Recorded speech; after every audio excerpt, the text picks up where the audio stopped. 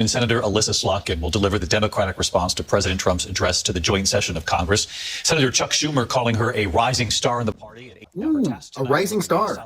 This is going to be great. Setting forth the party's agenda if they hope to reclaim the House and the Senate. Let's listen. Hi, everyone. I'm Elissa Slotkin.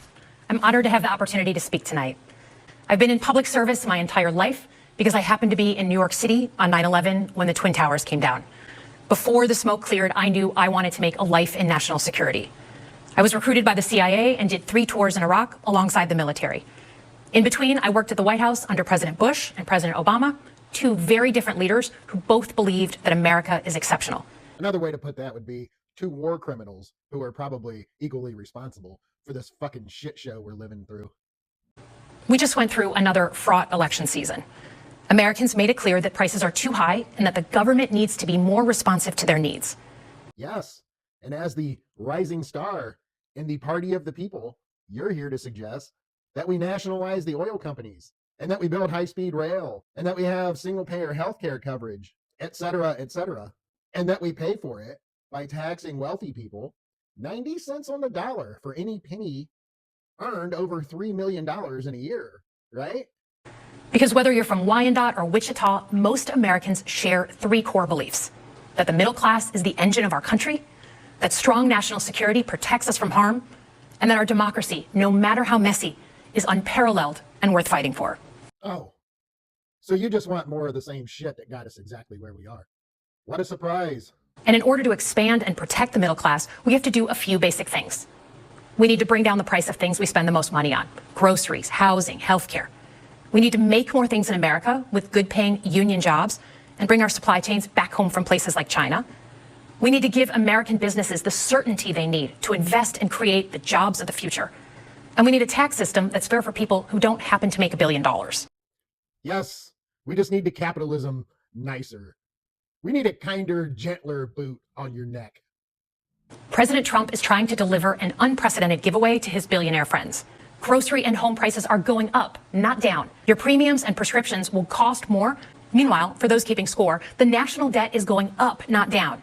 And if he's not careful, he could walk us right into a recession. Your capitalism requires continuous growth, so the price of everything is going to go up forever in perpetuity as long as we live in this shit. And also, the 2 things you're talking about there, the debt, the national debt, and a recession, they have fuck all to do with one another, and you know it. You know that everyone else is too stupid to know it, though, and that's why you say it, just like the Republicans do. In order to pay for his plan, he could very well come after your retirement.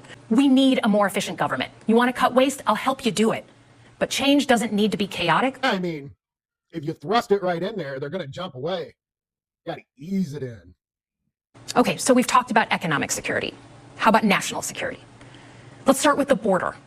As someone who spent my whole career protecting our homeland, every country deserves to know who and what is coming across its border. Period. Democrats and Republicans should all be for that. We need a functional system keyed to the needs of our economy that allows vetted people to come and work here legally. Yeah, I'm not going to keep this going. Jesus Christ, she just goes on to talk about how capitalism requires easily exploitable workers. She even brings up Ronald fucking Reagan at some point. So she talked about Ronald Reagan, George W. Bush, and Barack Obama. It's like 2.75, 2.86 Republicans. If only there was a progressive president that we had at one point, a left-wing, dare I say, president at one point that she could have talked about. You don't even need to go to way back then. Every one of you could have stood up and walked out with Al Green. All of you. Instead, we got these stupid-ass little ping-pong paddle-looking fucking signs. I mean, you're opposing someone who you claim is a fascist dictator in a building where he says it's legal to murder people with a fucking piece of paper. If this is the best you have, you may as well get ready for a 3rd Trump term, followed by around 50 goddamn years of his youngest kid, the fucking crypto scammer. Jesus Christ, grow a fucking spine.